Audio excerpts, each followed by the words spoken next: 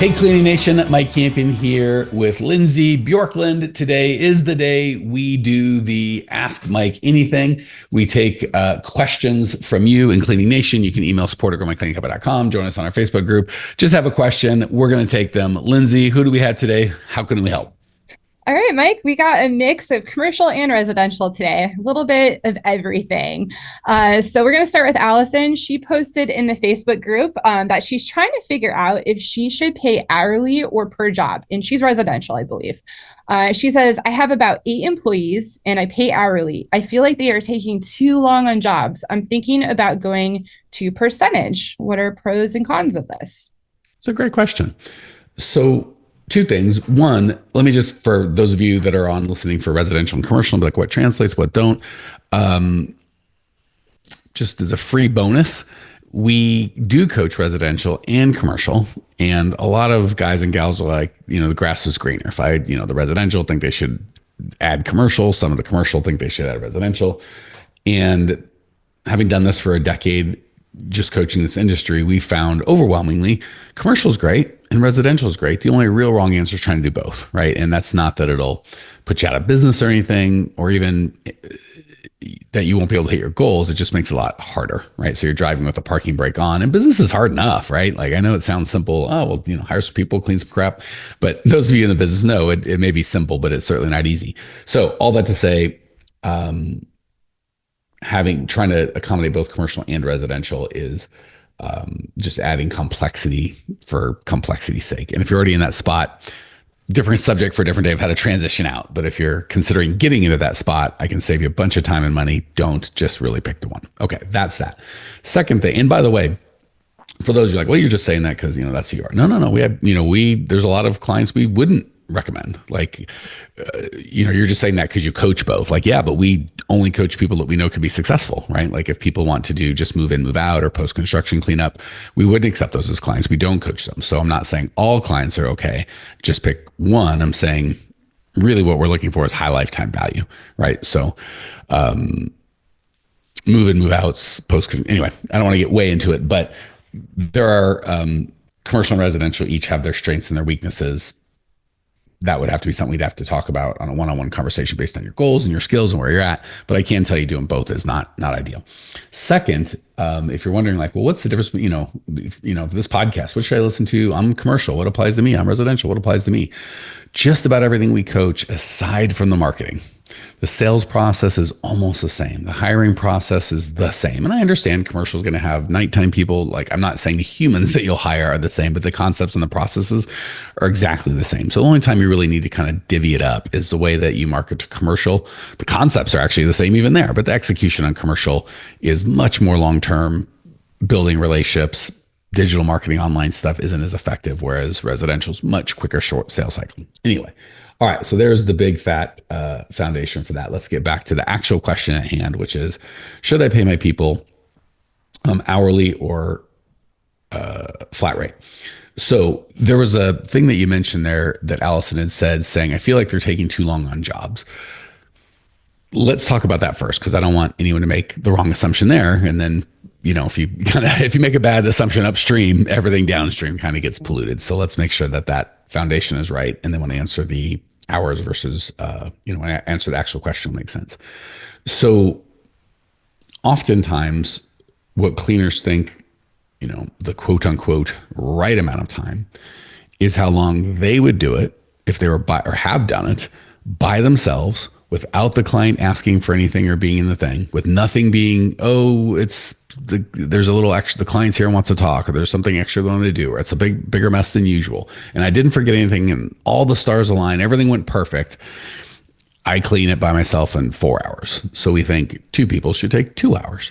But the reality is, if you do a good job hiring core values-based people, they should be able to be pretty close to you. Like, it's sometimes you'll even get as good or better, right? But let's just say that's not the expectation. And the expectation that 2 people are going to do it exactly half the time as one takes a little extra. I like paying it. I think it's worth it because 2 people has a lot of benefits. Won't get in that here. But let's say it takes me 4 hours and it takes 2 people 2 hours and 10, 15 minutes. And I'm like, God dang it, you got to get it faster. Well, the reality is stuff's going to go wrong. They're not as motivated as I am. 2 takes, like, that's a reasonable thing, right? So And you could even say, cleaners, no, I go there with them. And if I go with them, and if I'm like kind of whipping everybody up and telling them are great and like running around being crazy, we can get it done in two. I'm like, I'm not saying it's not possible. We don't want to bid on the best case scenario because, or get paid on the best case scenario and then have to pay on the real life scenario, right? So when I would be concerned that they're, quote unquote, taking too long is if it should take 4 hours and they're taking 5.5, right? So like, obviously there's a point where they're just either milking the clock or incompetent, or they're just not able. And I shouldn't say incompetent, but they can't or won't. Whatever it is, it really doesn't matter. That the result's the same to you. So just there's a little nuance in there. There's some gray. It's not just black and white. Like if they're a minute over, it's like, well, those are different. And again, we're going to go on average. I'm not saying that sometimes they won't be able to hit that perfect thing, and sometimes they'll be over. We're really looking at averages. So that's first. Second, and then if you found you're like, oh, geez, well, I bid it based on 4 hours, but the way you're talking, Mike, this is a 5-hour job. I'm not getting paid enough. Well, then we go to the client, just because we made a bad bid, we don't beat our employees and be like, you get faster because I don't know how to do bidding. That's not, you can try it. I just don't think it'll be wildly effective. Okay. Back to the hourly versus flat rate, which I will answer, I promise. But there's one more thing we got to cover, Allison. I personally, if I feel the people, because again, there's only, like we said, if they're not hitting the time they should, there's only two reasons: they can't or they won't, right? So if they can't and you change them to a flat rate, won't do a blessed thing because they can't do it. However, if you change so that leaves won't, right? If you change to a flat rate, like, oh, now I'll do my job well. That's not who I'm looking for, right? Like, if I was screwing them and they weren't getting paid well and they were like, hey, I can't make a living, that's a different kettle of fish. But if like, oh, I've always been able to clean this in the time allotted, I just chose not to. But once you pay me for it, yeah, I guess I'll show some integrity and do my job right. And like, that's just, so you might solve one problem, but I would say you're solving a symptom and really not getting at the cause. So as most things are when it comes to employees, it's a core values issue, right? If you've got an employee who will only do a good job if it aligns with him and he really doesn't care about the business aside from that, or she, we gotta fix our hiring process, our standards. There's just a lot of other things that need to be fixed. And if you just try to throw money at the problem, I can assure you it won't work. Okay. Now, though, I've answered 42 questions. Allison has no interest in, but God willing, on the broadcast, other people are like, thank you. I'm actually that was more helpful than the other. But Allison, we have not forgotten you. So the only real benefits to paying a flat rate are you can set your cost of goods sold pretty easy, right? If we would coach to a 45% cost of goods sold, but let's just use half, 50% to make it easy. If the job's $200, you're like, I pay my person $100. Pretty easy, right? Like not a lot. Shockingly, some of the clients, and by the way, there's things that I'll tell you like that will kill your business. If you do this, it is really going to be hard to grow. This is not one of them. So I prefer, we would coach you to do an hourly. We do coach our clients to do hourly, but it's not one of those things that's a bit like if you're doing a flat rate now and you came as a client and it's really working well, that's not one of the first things we're going to change. Maybe we'll never change it, right? But if you're paying hourly, we wouldn't coach anyone to go flat rate. But if you do, here's the benefit. Again, just the flat cost of goods sold. That's about it, right? It's really easy to do payroll. Oddly enough, for the clients that we get that are in the flat rate, sometimes their cost of goods sold still screwed up, right? Because it's like, well, that guy came there, or we pay him a little extra here. I didn't count that. So if that's your situation, well, now there's no benefit, right? So if the only potential benefit is if you just say, if it's $200 job, I pay 100, and your cost of goods sold straight up, and again, keep in mind, if you're going to have 1099 employee or 1099 contractors that closer to working, but if you're going to have W-2, you can't just go, it's 200, I'll pay 100, because you still got to pay payroll tax and all that, which is fine. I'm not saying you shouldn't do that, but you got to take that into account. So really, truly, the only benefit is, well, I guess there's two benefits. One is It's just flat and easy. If you want to set your cost of goods sold, you can do that. The second would be it does reward people that are more effective and efficient and do a better job for that. We would do that in the form of a bonus, and that would be only part of it because we're not just looking for quick cleaners. We're looking for core values match and time and attendance, and there's lots of stuff we're looking for. So those would be the benefits. You can reward the people that are more efficient and effective with money, which I like, and it makes your cost of goods sold easier. But there's some downsides. The biggest is we all make mistakes, whether it's you or a salesperson or me. You do enough bids, you're going to screw up, right? You're going to do one where you just overbid it, and you're going to do one where you just underbid it. Problem is, if you overbid it, you may lose it because of that. Maybe not. A lot of times you don't. If you're good at sales, it won't be that big of a deal as long as you don't have a ridiculous bid in. But if you overbid it, you take the risk of losing it. But if you win it, a lot of that goes away because you're paying a percentage, right? If you're paying hourly and you overbid it and do something good, you get compensated for that. More so, if you're paying a percentage, you get compensated for that half as much. So there's that. More importantly, on the downside, when you bid too low, they know it. They know this job sucks, not this your job, but this particular location or client sucks, and they're not loving it, and they shouldn't love it. It's on you, right? And they don't kind of often do the math. They might get it mentally, but emotionally they don't. But yeah, but you do other jobs where you get paid well. They kind of forget about those real quick. And then the jobs where they're getting not so paid well, they're pissed. So, and it's like, well, it's true, right? It's your fault. You made a mistake. So that's a bear. That's really the biggest one. And then, the obvious, if I'm paying you by the hour, all of a sudden the problem Allison is trying to solve is in there, right? If I pay someone by the hour, they're less likely to, I don't think it's going to hurt on the hourly, but it can help on the flat rate. But that's a double-edged sword because that flat rate if Lindsay gets paid the same $100, whether she's there 4 minutes or 4 hours, you can guess where it's going to tend towards, right? And maybe Lindsay's one of the very few that can do it much quicker and get the exact same positive result. And by golly, she should get compensated for that. And that's where the flat rate shines. But 90% of the people are not like Lindsay. And they, especially over time, especially if they've got stresses in their life or they're running behind schedule or other things that have nothing to do with the client. So there's just some risk, right? So long story short, Allison, well, I answer a couple of people that are considering how to pay and they're not in one bag or the other. I'd probably go with hourly. People that are hourly, I would not coach you to go to flat rate. Allison, talking to you, especially for you because of what you said is like, well, we talked about why you're probably identifying the problem maybe incompletely and the solution won't do it. And the people that are at flat rate, if they're getting a lot of client concerns and employee crankiness at the pay being whatever, you might consider switching to hourly. But if everything's working great, no need to switch. So that's always my answer. If you're not lying, cheat, or stealing, you're doing high integrity and it's working, well, keep doing that. But if it's not working, consider a change. All right. That was about as long of an answer you can get for a simple. So what Allison wanted is stick with hourly. Just started with that and then ranted. Thank you for staying awake the entire time, Lindsay. That shows really your commitment. See, this is why Lindsay gets paid a flat rate, not I don't know how the analogy would work, but this is why we love Lindsay. Not only did she stay awake, for those of you on video with us, she actually looked interested in that very boring conversation. So double points for Lindsay. She's got acting chops are working, girl. Mike Campion here. Do you ever listen to the podcast and go, this is great information. I just wish I could actually get it implemented. And I wish I could get some help. Well, we do that. If you would like either myself or my team's help actually coming up with a plan that's specialized to you and your business, because with these podcasts, obviously we have to be very general and we can only go 20 minutes at a time. If you'd like to jump on a call with myself or my team, go to growmycleaningcompany.com/talk. We'll jump on a call. There's no charge.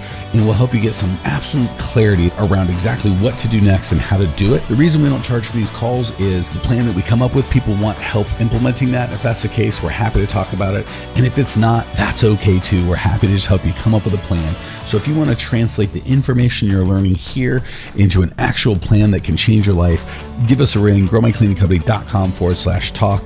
Love to either myself or have one of our coaches walk you through and actually personalize the content you get here to where you're at with your business. Talk soon. So we had a mysterious anonymous person that posted on the Facebook. I don't know how I feel about that. I don't know if anonymous deserves coaching, but we'll give it a spin, see how it works. They're a little cagey here. Okay, this is for commercial. Just a little context. They said we require a credit card on file to begin service as a store of payment, so we never get burnt. I just got a nice one-time clean on a new storefront. It's a national company, but the builder is also a national company. I know these type of companies usually use a PO system for payments, which usually typically takes a while to pay out. I've lost jobs like this when I state our credit card policy and have missed some good ones. So I don't want to get burnt or wait too long of a time for payment. So commercial cleaners, how would you go about this type of situation? So now I'm trapped because I don't like anonymous. That's like, come on, get out. And this is our group. I'm like, anonymous. We should, by the way, Lindsay, for you tell whoever lets the people in the group, they got to be a person. We're not, no more anonymous people. If they're going to be in our group, they got to like share their name. So they can post anonymously. So maybe I should. Oh, so even if they're yeah, if we can change it so they can't post anonymously. And again, this is a nice, so the flip side is this is a good question. So I'm like, God dang it. I want to call you out and give you some love, but I can't. So I'm of two minds on you anonymously, but we're going to defer towards liking you because it's a good question. Although Lindsay gets half the credit because she picked the question. So like there's kind of goes both ways. All right. So there's some things about this I like and some things I don't like. The question's great, by the way, but there's a lot of presuppositions on the question I want to address. So first, this is where I'd give you a big hug, anonymous. We require a credit card on file to begin service as a store payment so we never get burnt. God bless you. God bless America. If you're from America, even if you're not from America, God bless America. I just love that policy. You just nailed it. So not only so you never get burnt, so you don't spend your time chasing money. Just great job. I just got a nice one-time clean on a new storefront. From my perspective, there is no such thing. There's so many reasons I don't like the one-time clean. One is the lifetime value is low. And you're like, no, this customer, he sends me a bunch of work. But everyone's like a prop bet, right? Like sometimes you win, sometimes you lose. When I do a recurring bid, I know what to expect, right? If it's just like we talked about earlier, if I go in, it's a 5-hour job, maybe sometimes it's a 5.5, maybe sometimes it's 4.5, but probably not, right? It's generally going to be the same. But when it's a one-time post-construction cleanup, it is a whole new unit, and it is a construction site. You'll clean it and people will come back and they'll blame you, and contractors go broke, and there's just a lot of risk associated with that. So the lifetime value for that job is low for the work that you still have to create a bid. You have to talk to the guy, like all the administrative work that needs to be done to get a client set up, you have to do for that one job. And if you want another, you start all over again. And there's risk involved, right? And there's risk with the long time value. But if I sign up for a monthly service and I overbid with Lindsay, moving on, I can, give her a little extra service and make a little extra money. If I underbid with Lindsay, in a month, I can go, boy, oh boy, I just really screwed this one up. Here's the new price. She can tell me to take a hike or we can fix it. Either way, I'm not in it for the whole lifetime value isn't screwed up. Just a little month I discovered. But if you bid a 10, 20, 30, $50,000 job and you make a mistake on it, you're in it for the whole thing, right? You can try and go back to Lindsay and be like, hey, I know I said 50. Can I get 80? But hold your breath. So I would 100%, I do 100% agree with requiring credit card on file to begin service, even for commercials. So like 1,000% for residential. If it was me and I had a cleaning company today, it would be 100%. We coach our people to 50 to 100, and I try and keep it around 75. Okay, that said, it's a national company, but the builder is also a national company. I know these companies typically use a PO system, purchase order, for payments, which takes a while to pay off. So typically doesn't mean nothing to me. I don't give a crap about typically. I don't care how you typically pay people. I only care how, my wife's like, I typically don't marry guys way less good looking than me, but here we are. So I'm not interested in, she never said that, but wouldn't that be awesome if she did? Or maybe she has and I just forgot. We've been there 20 years, so it's possible she said something like that, but unlikely because she's a kind human most of the time. So not interested in typically, only interested in what I got to get done. Same thing goes with people don't want, we don't coach our people do full time because there's 1,000 reasons, but won't get into that now. And they'll go, no one wants to work full time or no one wants to work part time or only 20 hours or whatever the case may be. What they're really saying is typically people, yeah, that's fine. How many people are looking for a job, a minimum wage job or low wage, in your area right now? Hundreds, thousands, tens of thousands? How many do you need? Like 4. Okay. Well, then we're not worried about what the 981 people do. We just are the 4 that we need, right? So same with this guy. Don't care about what they typically do for payment. Here's what we do for payment 100% of the time. So Then he says, I've lost jobs like this when I state our credit card policy, and I've missed some good ones. So I'm going to push back on that one again. Mm. There's two pieces of that. I've lost jobs and they were good. The lost jobs because of that, agreed. Sometimes you will. I think it's less than you think you will, but sometimes you will. All right, we're going to do one. This will be the last question because I'm going to give the full rant, Lindsay. Oh, So it's like, oh, geez. No, this is good. This is smile. And by the way, it's not that this isn't interesting. It's just Lindsay doesn't own a cleaning company. She's heard this 1,000 times. If you're like, man, actually, if Lindsay's bored, why should I be listening? Well, you hopefully own a cleaning company. You don't know this, so it should be interesting to you. It's okay if it's not interesting to Lindsay. Because she pretends we love her for many reasons, but the good pretending is one. Okay, so really there's only a couple of reasons they would not pay you in advance, right? They're going to say it's their system, but there's a reason for their system. And their system's two things. One, they don't have the money, right? They are tight on cash and they can't pay you until they get this guy. And there's a little bit of a tightrope. Okay, giddy up. If that's the money, if that's the client you want to get with, get them. I would, in that case, not. Okay. And by the way, all of you are screaming, these are big companies, blah, blah, blah, blah, blah, blah. For those of you guys that are old like me, you remember a little company called Enron, which is a multi-billion-dollar company, A+++ credit rating, and they evaporated overnight. Same with the real estate market. Same with, go to the what is it, the Dow Jones 100. Go look at the 100 from 100 years ago and see how many are still here. So if those guys can fail, whoever you're talking about, is, government would be the only thing where you've got, even then it's not 100% payment, but it's as close as you're going to get, right? But again, if you look at a company, even the big ones, just go look at go look at who is top 100 on the stock market and see how many of those are still in business from 100 years ago. So it's not if they're going to go out of business and not pay people, just when, right? And if the average business, how long does the average business last? 100 years is way longer than most. So say it's 50 and you're going to work with them for 5 years. That's a 10%. And say you've got 50 of those. Like, you just do some math, you're going to get burnt. There's no question. So even the good ones that you're like, these guys always pay. Everybody always pays until they don't. Right? Like it's not like so I'm not saying there's like a 90% chance you're going to get burned, but it is not zero. And there is a real chance. Let's just put it that way. Okay. But let's say that's not the case, right? So, and if you get burnt, it's like, well, obviously you don't want that job. So if they can't pay or paying is going to be speculative for them, I would say, thank you for letting me know you're dicey on cash. I'll let someone else roll those dice. Second reason is they've got a CFO. They're a larger company and they're smart and they know, well, we pay $6 million a month in payables and that's $70 million a year. And if we could just stretch every month, we stretch that out, that's $6 million of cash we have and we can use that cash and blah, blah. It all makes sense. There's nothing wrong with that, right?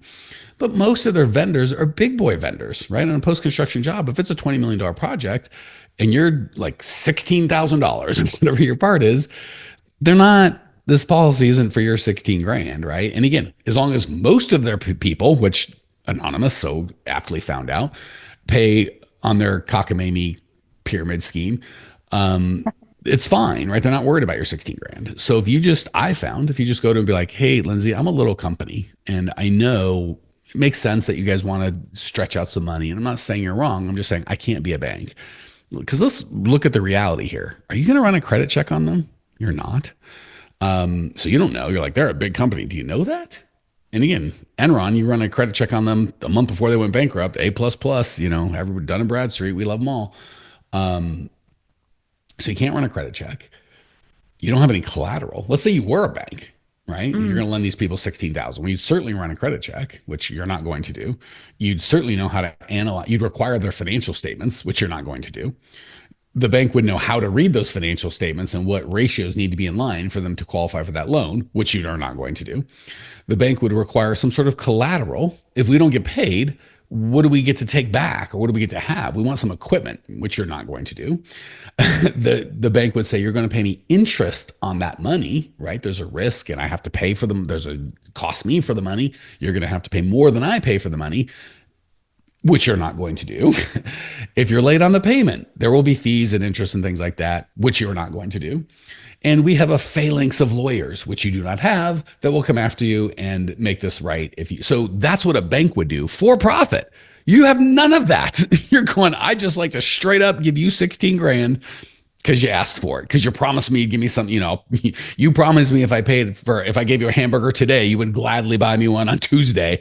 I don't know you, right? And the reality is you're giving them $16,000 of credit with nothing. And you're going to pay, just call labor half, $8,000 in real goddamn money that you will be paying. That is payroll. I would assume you go to jail if I've never not made a payroll, but I'm assuming it's not okay. Like if I didn't just do Lindsay, I'm not going to pay you. Assuming she could take me to court and you know what I'm saying? Like she would have a lot more recourse than I have with these people, right? And even if you're just a person of integrity, I can't not pay my cleaners. So this big multi-million-dollar company is going to stiff you for 16 and you're still going to make the 8 whole, not to mention all your overhead. It's just a bad scene, man. So all that to say, when I go to the people and tell them, I'm not a bank, I'm just a little company. I want to focus all my effort on doing a really good job for this crappy, terrible one-time post-construction cleanup job that I should ever take. I'd like to focus all my time on doing a great job there, which is hard enough for us. If I have to focus on chasing money or whatever, I'm just not going to be able to do it. And if you stiff us, for you, that's nothing, right? You're a big multi-million-dollar. My 16 grand is a rounding error. For me, it's a big deal. I have people that depend on that money. So when you tell them that, they can say one of two things. Don't care if you live or die. Or they can go, yeah, that's fine. Your little vendor will just hook you up. So the only way they are going to give me terms is, from my experience, is one, if they can't pay, well, thank you for the warning. I'd like to clear out now. Or two, they're like, yeah, I get it. We would like, if we stiff you for 16 grand and that puts you and your family in a bankrupt position and it saves me a nickel, I'm okay with that. Certainly like to steer clear for that. Or they go, we got it. Like, this is for the multi-million-dollar stuff. You're such a little thing. We can do it. Or they just go, that's our policy. We don't care if you're big or small, and we're not going to change it for you. Also, really, again, that's why I like lifetime value. It's a prop bet, right? When I go to Vegas for one, and I put $100 on one hand of black, they don't have a relationship. They don't give a crap. Like, win or lose, like, get out next. It's all just a bet. There's no relationship. With Lindsay, if we've been working together for years, she does, hopefully, God forbid, God willing, care if I live or die, right? And I want to make sure I got her back and she's got mine. So for all of those reasons, I would, when you say, I've lost jobs like this, I'm okay with that. And I've missed some good ones. You don't know if you missed some good ones. You missed what you think would have been good ones, and maybe they would have been, but you can't. That's like me going, I didn't go to Vegas and I missed out on making a bunch of money. It's like, did you? You might have. You might have. So anyway, all that to say, that is as much as we have time for on why it's so important to get paid in advance. And I personally would not take any one-time jobs, certainly not extend credit to one-time jobs. And I would much rather, I can be this wrapping up this confident, if I had $1 million cleaning company, because you guys think, oh, 80-90% of the jobs I'll lose. I promise you, if you're just like, this is how we do it, and you have that conversation, I'm not trying to be a jerk, just like, I want to make sure I've got your back. And for me to have your back, I need to know that you give half a crap about me. And if you're not willing to partner at all, and you're just like, screw you, if you can't lend us a bunch of money, we're out. I guess we're out. When you put it like that, and you're not asking, because if you ask, they're going to say no. If you just tell them, this is what I got to do, if that's a deal breaker, we break, you'll find you might lose 20% of it, right? So far, not zero, you will lose some jobs. And again, I don't think they're good jobs, but you will lose some jobs. So call it 20%. I think it's even less, but call it 20%. I would rather sincerely have an $800,000 job or a month or a year company paid in advance, cash up front. I can grow as fast as I want. I have zero bad debt. I spend zero time on collections than $1 million company with, if I'm say average net 30, $85,000 in receivables, which is cash I cannot use. You'd be shocked how big of a difference in a 6-7 figure company, 80 grand in receivables versus cash can make all the difference. And just think, if you keep this company for 10 years and it's $1 million company, that 80 grand will be lent out forever. The same 80 grand over and over and over. What's the time value on that 80 grand for 10 years? It's tens of thousands of dollars, if not more, depending on how good you are with money. So I feel that strongly. I would rather be a smaller company with no receivables than a larger in this business. There are some companies there's some businesses where receivables are required. And I know it feels like this can be, it's not. All right, anonymous, boy, did we talk. Thank you for putting up with me. Poor Lindsay's like, why am I even here? You just screamed at the air or the wind. Cleaning Nation, thank you for your time and attention. If this has been helpful and you're like, man, I kind of need some specific stuff for me. Like, I don't know what the heck's going on. Feel free to give us a call. We have coaches. All we do all day is help get you clear where you're at, where you want to be, get a plan to get there. Some of you guys, if you call, we're like, oh my gosh, I want your help, to do that. And we can talk about that. Some of you guys are like, ha ha ha, I just called for the free information. I never wanted to buy anything. That's okay too. Just reach out. You can go to Instagram, email us. I don't know, just 1,000 ways to reach out. Just come on and say hi. We'll do our best to take care of you. Talk soon. See ya. Hey, Cleaning Nation, if you dug the content you just got, we don't do any ads and I don't sell anything on this podcast, but if you would just subscribe, rate, and review, it would be huge and I'd be so appreciative. Not only is it going to help me, but you'll help other owners of cleaning companies across the world work less, make more, and get profitable. So if you appreciate the value we give, again, subscribe, rate, and review. It'd mean the world to me. I'd really appreciate it. And we sure appreciate your time and attention.